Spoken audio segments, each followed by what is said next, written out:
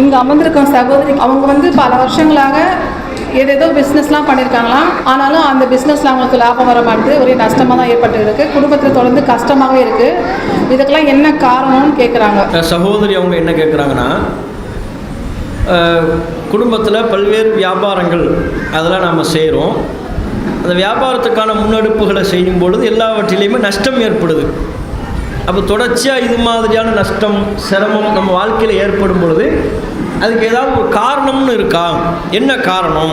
ஏன் இப்படி தொடர்ச்சியாக அடுத்தடுத்து சோதனைகள் நஷ்டம் சிரமம்னு வருது அப்படின்னு கேட்குறாங்க. நபிகள் நாயகம் தெளிவாக இதுக்கு ஒரு விடை சொல்லிட்டாங்க. துன்யா சிஜ்னுல் முஃமின், இந்த உலகம் என்பது மூமின்களுக்கு ஒரு சிறைச்சாலை. சிறைச்சாலை என்றால் அதனுடைய பொருள் என்ன? சிறைச்சாலை ரொம்ப இன்பமாக இருக்குமா, சொகுசாக இருக்குமா? இருக்காது, கஷ்டமாக தான் இருக்கும், சிரமமாக தான் இருக்கும். அப்போ மூமின்களை பொறுத்தவரை இந்த உலக வாழ்க்கை ஒரு சிறைச்சாலை. அதில் ஏராளமான கட்டுப்பாடுகள் இருக்கும், ஏராளமான சிரமங்கள் இருக்கும். இன்னும் சொல்லப்போனால் அல்லாஹுடைய பார்வையில் இந்த உலகம் எந்த மதிப்பும் இல்லாது. இந்த உலகம்னா அல்லாஹ்விடத்தில் ஒரு மதிப்பே கிடையாது. இன்னமல் ஹயாத்து துன்யா லஇபுன் வலஹுன், இந்த உலகம் வெறும் வீண் விளையாட்டு. ஒ ஜீனத்துன், வெற்றி அலங்காரம். ஒ தஃபாஹுரும் பைனக்கும், உங்களுக்கு மத்தியில் வெறும் பெருமை அடிப்பது தான் இந்த உலகம். உலகத்துக்குன்னு அல்லாஹ்விடத்தில் எந்த விதமான மதிப்பும் இல்லை.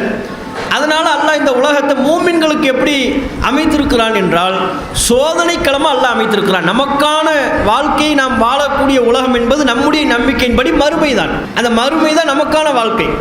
அங்கே நமக்கு மூமின்களுக்கு அல்லாஹ் இன்பத்தை தயாரித்து வைத்திருக்கிறான். நிரந்தரமான நீடித்த ஒரு வாழ்க்கையாக அல்லாஹ் தயார் செய்து வைத்திருக்கிறான். அப்போ அல்லாஹ்வுடைய பார்வையில் மூமின்களுக்கு, ஒட்டுமொத்த இறைவனின் படைப்பினங்களுக்கு இந்த உலகம் ஒரு சோதனை களம். சோதனை களம் என்றால் அல்லாஹ் அதில் நல்லதையும் கொடுத்து சோதிப்பான், கெட்டதையும் கொடுத்து சோதிப்பான். ஒருத்தவருக்கு காசு பணத்தை கொடுத்து சோதிப்பான், இன்னொருவருக்கு காசு பணத்தை எடுத்து அல்லாஹ் சோதிப்பான். ஒருவருக்கு பிள்ளையை கொடுத்து அல்லாஹ் சோதிப்பான், இன்னொருவருக்கு பிள்ளையை கொடுக்காம சோதிப்பான். அல்லது கொடுத்த பிள்ளையை இறப்பின் மூலமாக, மௌத்தின் மூலமாக எடுத்து அல்லாஹ் சோதிப்பான். ஆக மொத்தம் இந்த உலகம் சோதனை தான். நாம் என்ன நினைக்கிறோம்னா துன்பம் மட்டும்தான் சோதனை நம்ம நினைக்கிறோம். கிடையாது, இன்பமும் சோதனை தான். இந்த உலகத்தில் எல்லாமே சோதனை. நம்ம கஷ்டம் வந்தால் மட்டும் தான் இப்படி கேள்வி கேட்குறோம். ஏன் என் வாழ்க்கையில் கஷ்டமே வந்துக்கிட்டு இருக்குன்னு நம்ம கேட்குறோம். இன்பம் வந்தால் கேட்குறோமா? கேட்குறது இல்லை. ஆனால் அல்லாஹ்வுடைய பார்வையில் இன்பமும் என்ன, ரெண்டுமே சமம். கஷ்டம் வரும்போது நம்மளே விளங்குறோம், என்ன ஏதோ கஷ்டம் வருது, ஏன் இதெல்லாம் வருது நம்ம விளங்குறோம். அது ஏதோ ஒரு விதத்தில் அதில் வழக்கத்துக்கு மாறாக ஒன்று இருப்பதை போல் நாம் உணர்கிறோம். ஆனால் அல்லாஹ்வுடைய பார்வையில் இன்பம் என்றாலும் சோதனை தான். சஹாபாக்கள்லாம் எப்படி அவங்க கஷ்டப்பட்டாங்க, எப்படி அவங்க யோசிச்சாங்கன்னா, எனக்கு அல்லாஹ் காசு பணத்தை தர்றான், நான் ஏன் இவ்வளவு சொகுசாக வாழ்கிறேன், அதில் எதுவும் இன்றைக்கு சகோதரி கேட்பதை போல அன்றைக்கு சஹாபாக்களில் பலர் யோசித்தார்கள். எதில் யோசித்தாங்க? கஷ்டத்தில் யோசிக்கலை. அவங்க கஷ்டம் வரும் தான் விளங்கி வச்சுருந்தாங்க. காசு பணம் நிறைய கிடைக்கும் போது அல்லாஹ் எனக்கு இவ்வளவு காசு பணத்தை தரானே, ஏன் தர்றான், ஆஹா தெரியலையே, மறுமையில் என்னுடைய கணக்கு அல்லாஹ் இந்த உலகத்திலேயே முடிச்சிடுறானா, மறுமையில் நமக்கு எந்த நன்மையும் இல்லையா அப்படின்னு கவலைப்பட்டாங்க. உலகத்தில் அவர்களுக்கான செல்வங்கள் அதிகரிக்கின்ற பொழுது அவர்கள் கவலை கொண்டார்கள். அதனுடைய சூட்சுமத்தை அறிந்து கொள்ள அவர்கள் முயற்சி செய்தார்கள். அப்போ அல்லாஹ்வுடைய பார்வையில் எல்லாமே சோதனை தான். காசு பணம் ஒருத்தருக்கு கொடுத்தா அதுவும் சோதனை. அல்லாஹ் குர்ஆனில் சொல்கிறான், ஃபஅம்மல் இன்சான் இதா மப்தலாஹு ரப்புஹு ஃபஅக்ரமஹு வநஅமஹு ஃபயக்கூலு ரப்பி அக்ரமன். ஒரு மனிதனை அல்லாஹ் சோதிக்கும் விதமாக அவனுக்கு பொருளாதாரத்தை கொடுக்கும் பொழுது, அல்லாஹ் பயன்படுத்துகிற வார்த்தையை பாருங்க, சோதிக்கும் விதமாக பொருளாதாரத்தை கொடுக்கும் பொழுது அந்த அடியான் சொல்கிறான், என்னுடைய இறைவன் என்னை கண்ணியப்படுத்தி விட்டான் அப்படிங்கிறான். உன்னை நான் எங்கடா கண்ணியப்படுத்தினேங்கிறான் அல்லாஹ். நான் உன்னை எங்க கண்ணியப்படுத்த, உனக்கு காசு பணத்தை கொடுத்து சோதிச்சேன். காசு பணத்தை கொடுப்பதே கண்ணியம் அப்படின்னு நம்ம நினைக்கிறோம். அல்லாஹ் சொல்கிறான், நான் உனக்கு கொடுக்கிறது கண்ணியத்தின் வெளிப்பாடு அல்ல, சோதனை. அதே போல் அதன் அடுத்த வசனத்தில் அல்லாஹ் சொல்கிறான், வஅம்மல் இன்சானு இதா மப்தலாஹு ஃபகதர அலைஹி ரிஸ்கஹு ஃபயக்கூலு ரப்பி அஹானன்.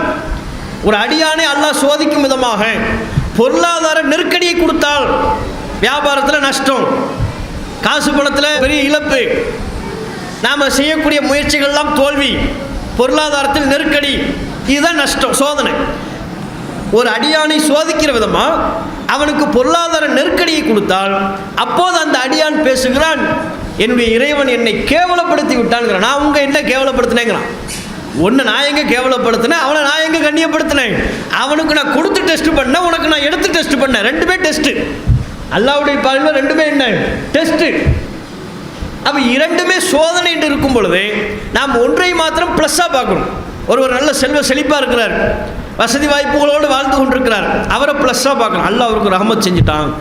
நமக்கு அப்படிலாம் இல்லை. அல்லாஹ் நம்ம என்ன தப்பு பண்ணோம் தெரியலையே, நமக்கு மத்தியே இப்படி சோதனை, நமக்கு மாத்திரம் ஏன் இவ்வளவு இழப்பு, அதை ப்ளஸ்ஸாக பார்க்குறோம், இதை மைனஸாக பார்க்குறோம். அல்லாஹ் சொல்கிறான் ரெண்டுமே ப்ளஸ்ஸும் இல்லை மைனஸும் இல்லை, ரெண்டுமே டெஸ்ட்டு, ரெண்டுமே சோதனை. அப்படி தான் நம்ம எடுத்துக்கொள்ளணும். நீங்கள் பொருளாதாரத்தை கொண்டு அல்லது நம்ம வாழ்க்கையில் ஏற்படுகிற இழப்புகளை கொண்டு நான் என்ன தப்பு பண்ணேன்னு தெரியலையே, அல்லாஹ் ஏன் எனக்கு இப்படி தர்றா நம்ம யோசித்தோம்னா எல்லா இறை தூதர்களும் அப்படி தான் யோசிக்கணும். ஏன் எந்த இறை தூதர்கள் செல்வ செழிப்பில் வாழ்ந்தாங்க? எந்த இறை தூதர்கள் செல்வ செழிப்பா சுகபோகமா வசதி வாய்ப்பில் வாழ்ந்தாங்க? 1-2 இறை தூதர்களை தவிர மற்ற எல்லா இறை தூதர்களும் கஷ்டத்தில் தான் வாழ்ந்தார்கள், சிரமத்தில் தான் வாழ்ந்தார்கள். நீங்கள் சொல்வதை போல் அடுத்தடுத்து நஷ்டம், அடுத்தடுத்து இழப்பு, இதுதான் இறை தூதர்களுக்கு ஏற்பட்டுச்சு. சுலைமான் அலைஹிஸ்ஸலாம் அல்லாஹ் ஆட்சி அதிகாரத்தை கொடுத்துருந்தான். தாவூத் அலைஹிஸ்ஸலாம் ஆட்சி அதிகாரத்தை கொடுத்தான். யூசுப் அலைஹிஸ்ஸலாம் மன்னருடைய ஆட்சியில் அமைச்சராக இருந்தாங்க. இவங்களை விட்டுட்டு நீங்கள் பார்த்தீங்கன்னா மற்ற எல்லா இறை தூதர்களும் ஆடு மேய்ப்பவர்களாக இருந்தாங்க. இன்றைக்கி நாம் யோசிக்கிற மாதிரி அவங்க யோசிச்சா என்ன, ஆஹா நான் என்ன தப்பு பண்ண தெரியலையே, நான் எல்லாம் ஏன் ஆடு மேய்க்கிறவனாக இருக்கிறேன், அப்படி யோசிச்சாங்களா அவங்க? அல்லாஹ்வுடைய சோதனை அவ்வளோதான் தெளிவாக அவங்க புரிந்து வைத்திருந்தார்கள். எல்லா இறை தூதர்களும் நபிகள் நாயகம் ஸல்லல்லாஹு அலைஹி வஸல்லம் அவங்கள்ட்ட பொருளாதார வசதி வாய்ப்பு இருந்துச்சா, செல்வம் இருந்ததா? இன்றைக்கு நம்மிடத்தில் இருப்பவை கூட நபிகள் நாயகத்திடம் இருந்ததா? அப்படி யோசிச்சு பாருங்க. இன்றைக்கி நம்மிடத்தில் இருக்கல, இது அன்னைக்கு ரசூலுல்லாஹ்ட்ட இருந்துச்சா? கிடையாது. ரசூலுல்லாஹ்விடத்தில் இன்றைக்கு நம்மிடத்தில் இருக்கக்கூடிய வசதி வாய்ப்பு கூட அன்றைக்கு நபிகள் நாயகத்திடம் இல்லை. ரசூலுல்லாஹ்வுடைய வீடு இவ்வளோ விசாலமாக இருந்துச்சா? வீடே குறுகல், ஒரு ஆள் படுத்தா ஒரு ஆள் தொழ முடியாது. அப்போ இவ்வளோ விசாலமாக ரசூலுல்லாஹ்வுக்கு வீடு இல்லை. ரசூலுல்லாஹ்வுக்கு ஒன்றுக்கும் மேற்பட்ட ஆடைகள் இருந்ததா? வெறுமனே ஒரு ஆடை 2 ஆடை அவ்வளோதான். ஒன்றுக்கும் மேற்பட்ட ஆடையெல்லாம் கிடையாது, பல ஆடைகள் இல்லை. சாப்பாடு வகை வகையாக சாப்பிட்டாங்களா? 2 மாத காலம் ரசூலுல்லாஹ்வுக்கு அடுப்பெரியலை. 2 மாத காலம் வீட்டில் அடுப்பெரியாமல் கஷ்டப்பட்டாங்க. வெறும் தண்ணீரையும் பேரித்தம்பழத்தையும் குடித்து அந்த 2 மாத காலத்தை கழித்தார்கள். ட்ரெஸ்ஸு ஒரு ட்ரெஸ்ஸுக்கு மேலே இல்லை. ஒரு அம்மா ரசூலுல்லாஹ்வுக்கு அன்பளிப்பாக ஒரு ட்ரெஸ்ஸை கொண்டு வந்து கொடுத்தாங்க. ரசூலுல்லாஹ் ஆசையாக அதை வாங்கினாங்க. தான் அணிந்து உடனடியாக போய் அணிந்து கொண்டு வந்தார்கள். சஹாபாக்களில் சிலர் சொன்னார்கள், அற்புதமான ஆடை, அல்லாஹ்வின் தூதரே இந்த ஆடையை நீங்களே அணிந்து கொள்ளுங்கள், சூப்பராக இருக்குது. ஏதாவது தூது குழுவினர் தங்களை சந்திக்க வரும்போது இந்த ட்ரெஸ்ஸை நீங்கள் போடுங்க, சூப்பராக இருக்கும்னாங்க. ஒரு சஹாபி அதை பார்த்து தொட்டு பார்த்துட்டு, அல்லாஹ்வின் தூதரே இந்த ட்ரெஸ்ஸு நல்லா இருக்குது, எனக்கு தாங்களேன்ட்டார். அப்படியா அப்படின்னு ரசூலுல்லாஹ் உள்ளே போயிட்டாங்க. உள்ளே போய் தன்னுடைய பழைய ஆடையை உடுத்தி கொண்டு அந்த புதிய ஆடையை அவருக்கே கொடுத்து விட்டார்கள். ஏன்னா ரசூலுல்லாஹ்வை பொறுத்தவரையிலையும் கேட்டால் கொடுத்துருவாங்க, இருந்தால் கொடுத்துருவாங்க, அதான் ரசூலுல்லாஹ்வுடைய வழக்கம். அப்போ சஹாபாக்கெல்லாம் அவரை திட்டினாங்க, என்ன தோழரை இப்படி செய்து விட்டீர்கள், ரசூலுல்லாஹ்வுக்கு இருந்ததே இந்த ஒரு ஆடை தானே, இப்போதானே அந்த அம்மா வந்து இந்த கண்ணியமான நல்ல உயர்தரமான ஆடையை கொடுத்தாங்க, ரசூலுல்லாஹ்வுடைய குணம் உங்களுக்கு தெரியுமா தெரியாதா? கேட்டால் அல்லாஹ்வின் தூதரிடம் இருந்தால் தந்து விடுவார்கள். இதை தெரிஞ்சுக்கிட்டே நீங்கள் நபியிடத்தில் கேட்கலாமா? கேட்டீங்களே, இந்த ஆடையை கேட்டீங்களே, நீங்கள் தப்பு பண்ணிட்டீங்கன்னாங்க. அப்போ அந்த சஹாபி சொன்னாங்க, அல்ல சஹாபாக்கள் தோழர்களே, நான் அந்த ட்ரெஸ்ஸு மேலே ஆசைப்பட்டு கேட்கல, அது என்னுடைய கஃபன் ஆடையாக இருக்க வேண்டும். அல்லாஹ்வின் தூதர் அணிந்த அந்த ஆடை என்னுடைய கஃபன் ஆடையாக இருக்க வேண்டும், அதற்கு ஆசைப்பட்டு கேட்டேன் என்று சொன்னார்கள். இறுதியில் சஹாபாக்கள் சொல்கிறார்கள், அந்த நபித்தோழர் மரணித்த பொழுது அல்லாஹ்வின் தூதர் அன்றைக்கு தான் உடுத்தி கொடுத்த அந்த ஆடையே அவருடைய கஃபன் ஆடையாக இருந்தது. அப்போ பாருங்கள், இதை நாம் சொல்வதற்கு காரணம், ஒரு ட்ரெஸ்ஸுக்கு மேலே கூடுதலாக அணிவதற்கு ட்ரெஸ் இல்லை, வசதி வாய்ப்பாக உள்ள வீடு இல்லை, காசு பணம் இல்லை, 2 மாத காலம் வீட்டில் அடுப்பெரியலை, இவ்வளவு நெருக்கடியில் ரசூலுல்லாஹ் மரணம் வரை இருந்தார்கள். அப்போ நஷ்டத்தில் தானே இருந்திருக்கிறாங்க. அல்லாஹ் ரசூலுல்லாஹ்வை கைவிட்டான்னு அர்த்தமா? ரசூலுல்லாஹ் அல்லாஹ் கைவிட்டுட்டான் அப்படின்னு அர்த்தமா? சோதனை. இறை தூதர்கள் தான் அதிகமாக இந்த உலகத்தில் சோதிக்கப்படுவார்கள். இறை தூதர்களுக்கு அடுத்தபடியாக மூமின்கள் சோதிக்கப்படுவாங்க. நீங்கள் ரசூலுல்லாஹ்வுடைய வீட்டில் ஏற்பட்ட இழப்புகளை பாருங்கள், எவ்வளோ இழப்பு. ஹயாத்தாக இருக்கும்போதே ரசூலுல்லாஹ் தன்னுடைய அத்தனை மகள்களையும் இழந்தார்கள், ஒரே ஒரு மகளை தவிர, ஃபாத்திமா ரலியல்லாஹு அன்ஹா அவர்களை தவிர மீதமுள்ள 3 மகள்கள் அடுத்தடுத்து மௌத்து. தந்தை ஹயாத்தாக இருக்கிறாங்க, ருக்கையா மௌத்தா போகிறாங்க, உம்மு குல்சும் மௌத்து, ஜெய்னப் மௌத்து, ரசூலுல்லாஹ்வுடைய பாசத்திற்குரிய மகன் இப்ராஹிம் மௌத்து, ரசூலுல்லாஹ்வுக்கு புனை பேர் அபுல் காசிம், காசிமின் தகப்பனார்னு அர்த்தம். அப்படின்னா காசிம்னு ஒரு பிள்ளை இருந்திருக்கிறது, ஆண் மகன், அந்த பிள்ளை மௌத்து.